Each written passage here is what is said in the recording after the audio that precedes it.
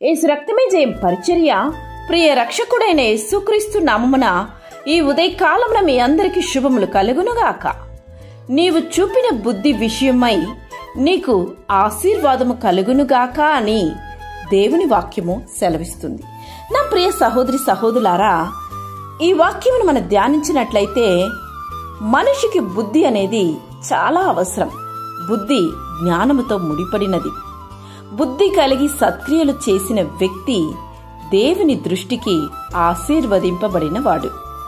దేవుని వాక్యము జ్ఞానమునిచ్చును, దేవుని త్యాగము బుద్ధినిచ్చును. బుద్ధి నిన్ను మంచివానిగా మంచిదానిగా మార్చును. నీవు ఆశీర్వాదముగా నందువు.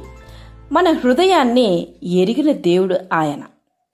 అందుకే ఆలోచన చెప్పుటయు లెస్సైన జ్ఞానమిచ్చుటయు నా వశము, జ్ఞానాధారము నేనే అని ఆయన సెలవిస్తున్నారు. అన్ని విషయములందు ప్రభువు నీకు వివేకము అనుగ్రహించును. వివేకము కలిగిన ఆ దేవుని నీవు ప్రతి విషయానికి ఆశ్రయించు.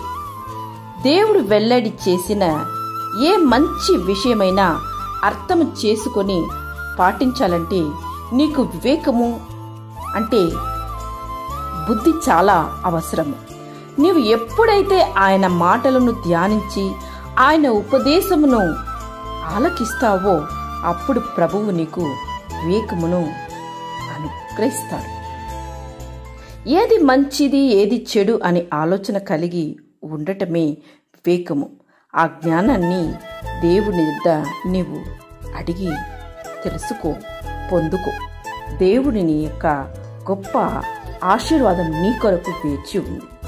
నీవు వాక్యానుసారంగా చక్కగా అనేక మందికి ఆనందకరముగా జీవించదు. తద్వారా దేవుని దృష్టిలో మనుషుడి దృష్టిలో హెచ్చింపబడి ప్రసిద్ధుడివై మహాగణుడుగా ఎంచబడతావు. దేవుని వాక్యం ద్వారా తెలివి కలుగుతుంది. ఆ వాక్యాన్ని అనుదినము పాలించు. దేవుని యొక్క కృప, కనికరము, కాపుదల, దేవుని యొక్క జ్ఞానము నీకు తోడై ఉండి నిన్ను నడిపించునుగాక. ఆమేన్. యేసు రక్తమే జయం పరిచర్యలో మీ సహోదరి. God bless you.